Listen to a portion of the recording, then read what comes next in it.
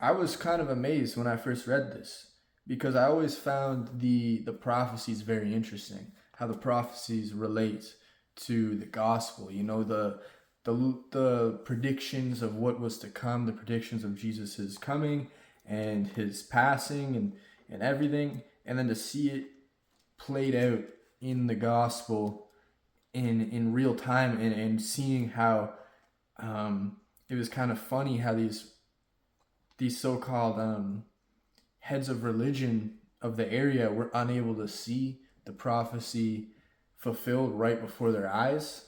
And then this is almost one of the most blatant prophecies of Jesus that I've read, and I find it the most interesting, um, because it talks about how he's despised and rejected, and he will bear the sins of many, but they will number him smitten of God. They will say, "Oh, he's not a man of God. Even though he is the most, even though he is God himself." Um, I find extremely interesting, and I find extremely thought provoking because it makes me think. And this could be a question to ask yourself too: is what would you do? How do you think you would react if you were among the population in of that time and you were there witnessing Jesus Christ? Do you think you'd be a believer, or do you think you might be swayed away by the masses? And that's something I have to ask myself all the time, is because, or not all the time, but that's something I've wondered about myself, is what, there's a vehicle coming by.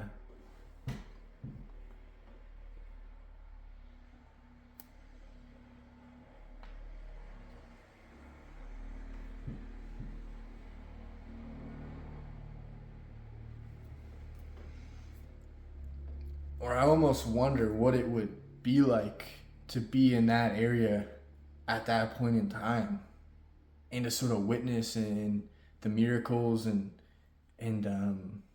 to, what would that be like? What would that be like? And the courage for the people who follow Jesus, because at that time, um, he was deemed as a, like it says, a man cut away from God. He was despised by many. So even for the followers, the courage to follow him at that point in time must have been immense. And you have to wonder, well, would I have had the same courage? Would I have made the choice that I think I would like to make? And that's just something to ask oneself.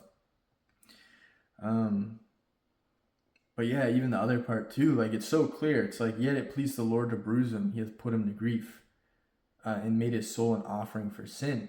He shall see his seed; he shall prolong his days, and the pleasure of the Lord shall prosper in his hand. So it even, not only does it predict, prophesize the, like his coming, his birth, but it even describes how his passing, and how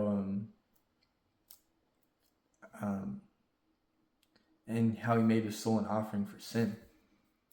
It's really stuff like this that I find very interesting. I know I didn't go into too much detail about Isaiah 53. I mean, this is a dense, tricky one, like to really talk about, in my opinion. Um, but I really like stuff like this, where it's a prophecy, and then it is fulfilled later on in the Gospels. And another part I find really interesting is how I think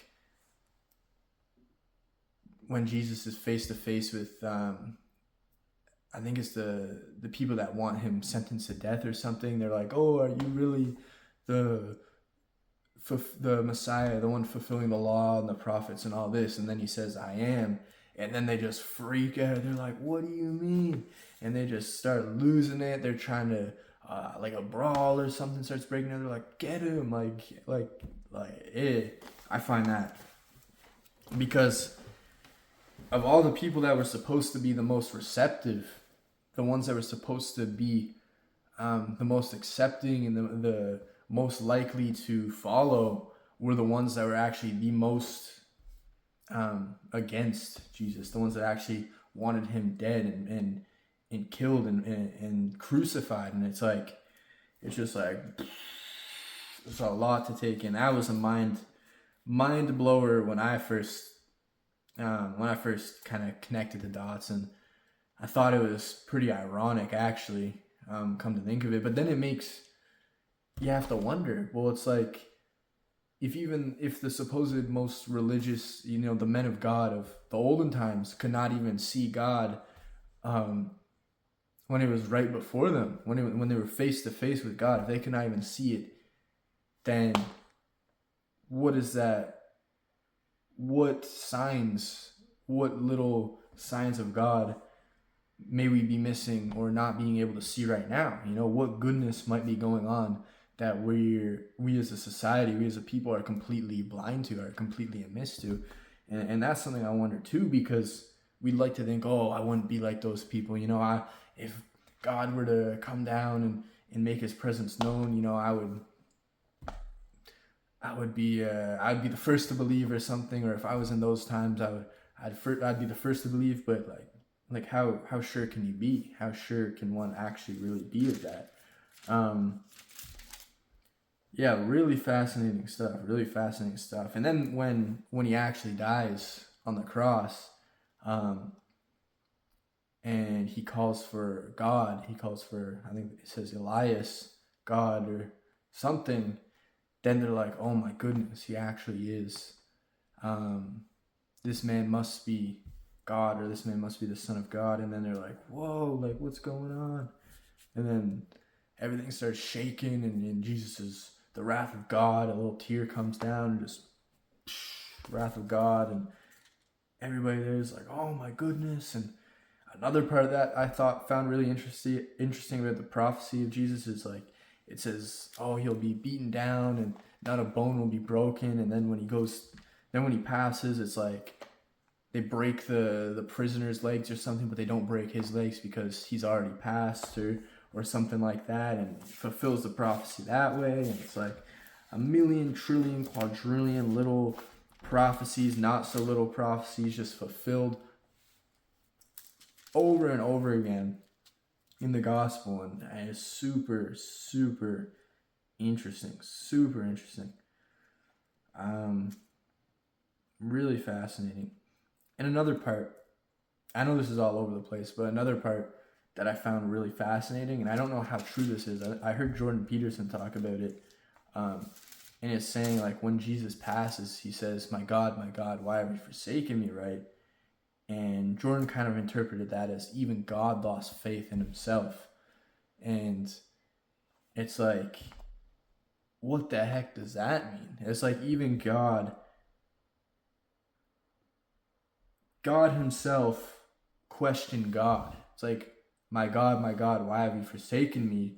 Jesus says when he's dying, and it's like, well, what does that even mean? It's like, how does God himself even question himself? And I guess it's sort of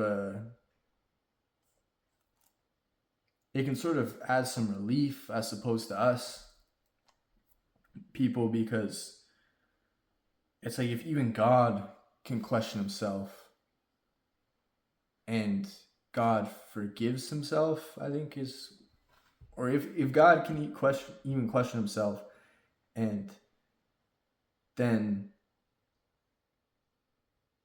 it's almost like, well, it's understandable in a way that we would question, or we would have doubts, or that we would wonder, or be like, why God? Why God is this? Not saying it's good, not saying it's great, but it's like, if it kind of adds it kind of gives a little bit of forgiveness, I suppose, or not forgiveness, but it's very relatable. It's very relatable that even God questioned his own self for a brief point in time, before he went up to heaven and all was resolved. And then that's kind of how I like to look at it, is even though we might question God for a brief point in time, it will eventually be resolved, and we come back to God and all that. But yeah, I know this video is all over the place, but Isaiah 53, very, very interesting, very interesting. A blatant prediction, a blatant prophecy of what was to come and what happened, and all that kind of stuff. And to read this and see it fulfilled is really interesting. But the question I'd like to ask you is, how do you think you would have reacted, or what do you think you would have done if you were alive in Jesus' time? Do you think you would have been a follower, or do you think you would have been among the masses? Feel free to drop your answer in the comment section down below. I'd be very interested to hear. But with that being said, I hope you enjoyed this video. Do take care, guys, and until next time, peace.